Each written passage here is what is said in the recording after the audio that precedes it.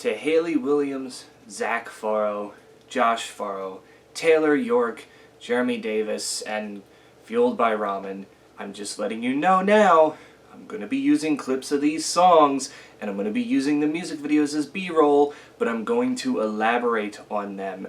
Therefore, it is not copyright. So if you would not block my video, please, I would highly appreciate it.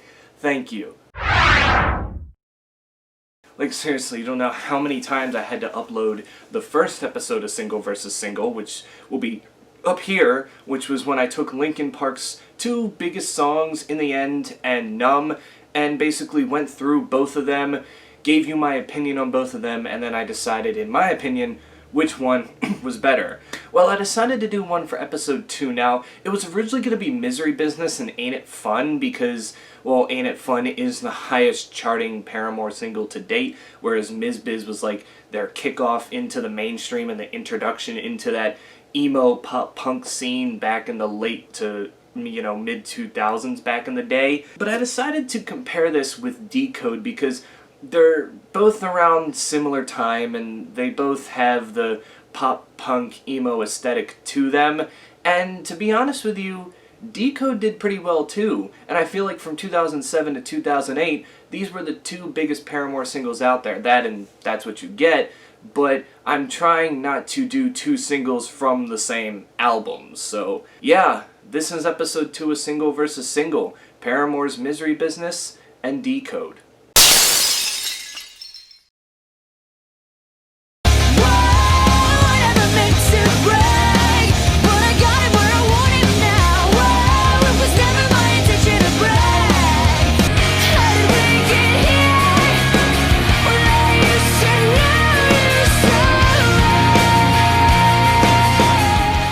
When we look at Misery Business, big song for the band because it was their first single that charted, in the US at least, is their debut album kind of came and went and it didn't necessarily do a whole lot. I don't necessarily think they expected the takeoff that they were going to have when Misery Business came out. It seemed to become this anthem for those teenage girls that were in love with this guy but liked this other girl who was like probably the worst decision for him.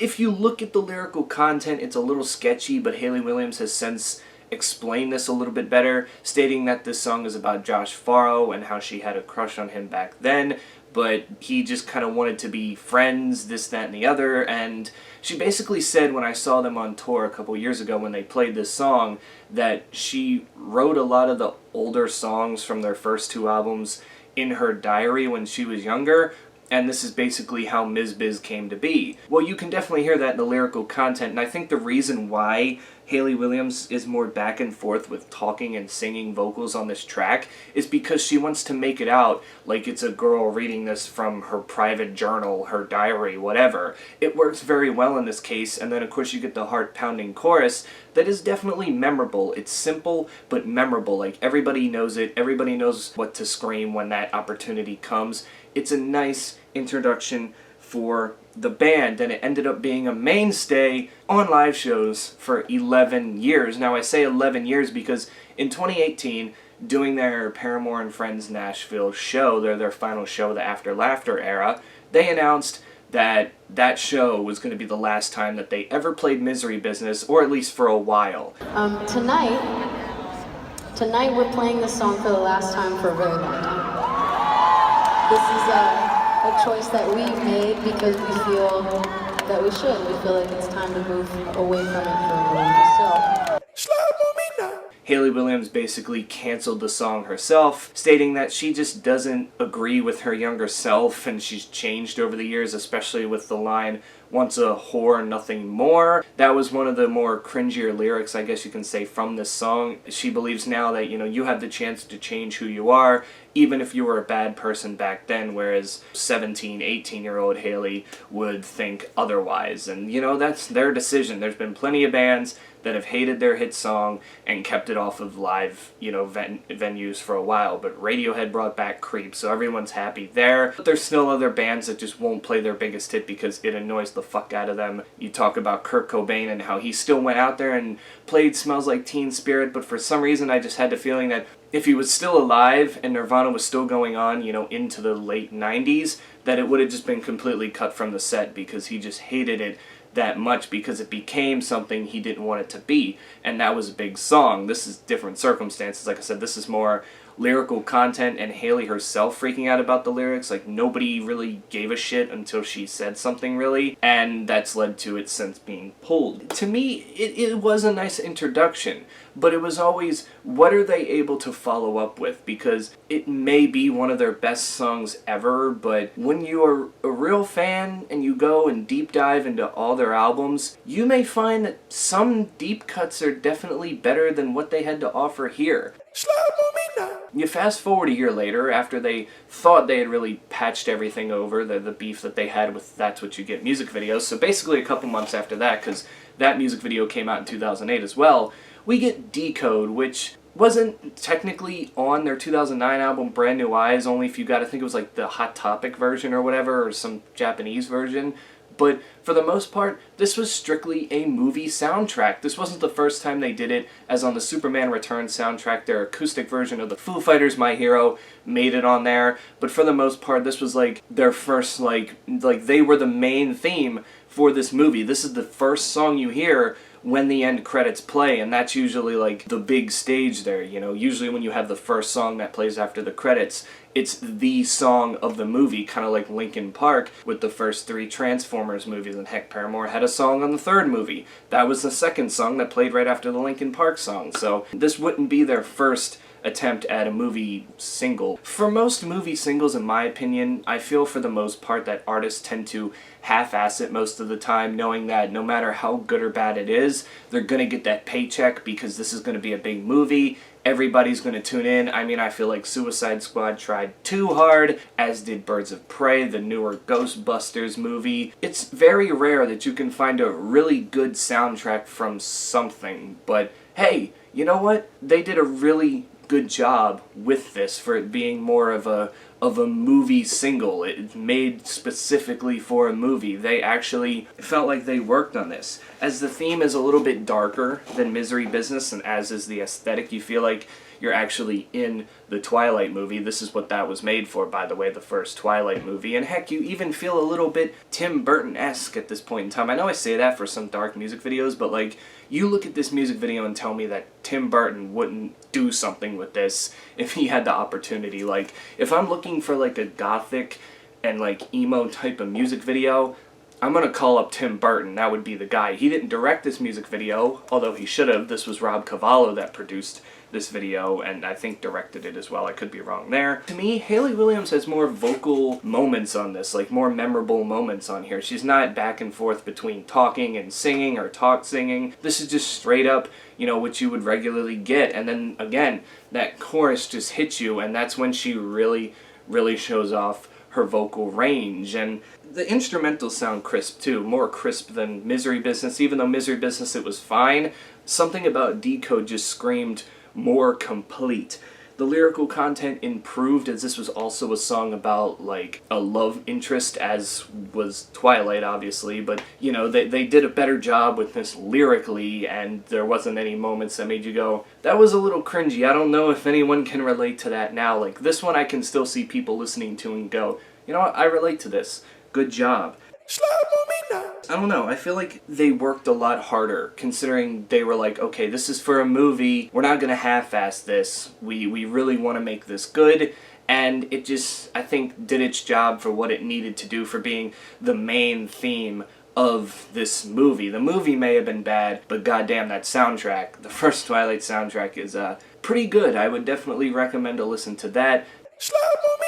So that really leaves, like, which song is better? Because people have been so back and forth between these two, like, oh, Decode was their coming-of-age maturity, but Misery Business is a classic. I agree, Misery Business is a classic as much as Sugar We're Going Down or I Write Sins Not Tragedies for Fall Out Boy and Panic at the Disco are classics. But it's not their best songs that they've put out. They have better songs that came out before it. They have better songs that came out after it. It's just is what it is. We can still love Misery Business for what it is, but I think really, all in all, Decode has to take the cake for me, just because I go back to this more than Misery Business. Like, when I listen to Riot nowadays, I just don't necessarily pay attention when Misery Business comes on because I know how it sounds, what it is, and I'm just like, it's something that like a 16, 17-year-old girl wrote. Like, how am I supposed to relate to this? And even if I was, we'll flip it. Instead of me being a 22-year-old male, if I was a 22-year-old female, would I still be able to relate to this? Probably not, because I'm not in high school anymore, and I don't think I would care whether I was in a relationship or not. It would just be kind of like, yeah, whatever. Who gives a shit? I'm 22. That time will come. And like I said, I just think Decode was a coming of age for them. It felt more mature. It did kind of tease what the new era would sound like for Brand New Eyes. As it was still keeping that pop punk emo aesthetic they had for their first two albums, but you can definitely feel more poppier type elements come into play as you would hear on Brand New Eyes and then records past that. I don't know if it was ever intended, like I said, for the actual release of Brand New Eyes, but it was definitely like, okay, this is the start of the new era. We're working on this new album, and we have this song for a movie that we were asked to do, and this is basically the gist of what it's going to sound like. And for the most part, it gave me goosebumps. Every time I hear that chorus, just straight up goosebumps. It's so amazing how Hayley Williams is just able to, flip from, doing that quiet singing to just go off in like seconds. Like I said, you want to check out a song where she does that, check out All I Wanted. That's a great deep cut. That's better than Misery Business, and that's one that's kind of like Decode, where the verses are definitely like quieter, but then you get to that chorus and Jesus Christ, you just listen to it for yourself and you'll understand what I'm saying. And to me, Decode, I think, has grown more in popularity over Ms. Biz over the years. I feel like it was a popular single when it came out, Decode was, but I feel like fans are growing more attached to Decode than they are Misery Business because it's just more relatable to the adults and, more mature. I know I keep saying that, but that's just what it feels like. It feels just more complete. It feels like it's not just trying to, I don't want to say pander, but you don't necessarily have to fit it in with that one certain crowd. This isn't anybody's song, whereas Misery Business is like a song for a female in her, mid to late teens. It just, you have to be in like middle school or high school to really relate to that song. And again, don't make it out like I'm saying that Misery Business is a bad song. It's still a good song, but there's probably 10, maybe 15, even 20 Paramore songs that I would listen to before I would listen to Misery Business. It's one of those ones that got old quick, whereas Decode, I feel like, had its popularity, got forgotten about, and then people brought it back up, and, now it's just like, cool, this is one that I listened to back then, forgot about, and now I'm enjoying listening to it again because it had been years since I'd really taken, like, a thorough listen to it, whereas Misery Business was just, like, shoved down our throats constantly, and it just got old after a while. Sometimes songs do that, where they're just really good. You don't hate the song, but because they were just overplayed so much, you get annoyed with it in this case. So both songs are good, but Decode to me definitely gets the, thumbs up over Misery Business. It's definitely my go-to, but you can tell me in the comments below, what is your go-to between these two songs? Do you listen to Decode more? Do you listen to Misery Business more? Or are you kind of just like 50-50 with it? Like, one day you listen to Decode, the next day you'll listen to Ms. Biz. I don't know. Maybe you have 12, 13-year-old daughters who, are, just finding this music. Maybe you introduce them to them and they can relate to this song, so now you're hearing it all the time again. I don't know. I just would love to hear your opinions on this in the comments. So, yeah, that does it for me. I have more episodes of this series coming out. All my other series I'm still on hiatus with because I'm really having fun doing these other series. I feel like, the crap raps and all this other stuff just kind of got old and repetitive, and I'm trying to think which ones I should keep and which ones I should get rid of. Whereas series like this, people are tuning in. I'm having a lot more fun doing them, and it's better content in my opinion. I feel like you're being more entertained and I'm more proud of what I'm making. So yeah, just expect more episodes of these. 2 is not going to be all. Trust me, I have way more single versus single ideas coming to play for a while. So yeah. That's that. Stay safe out there, guys. And until then, I will catch you all in the next one.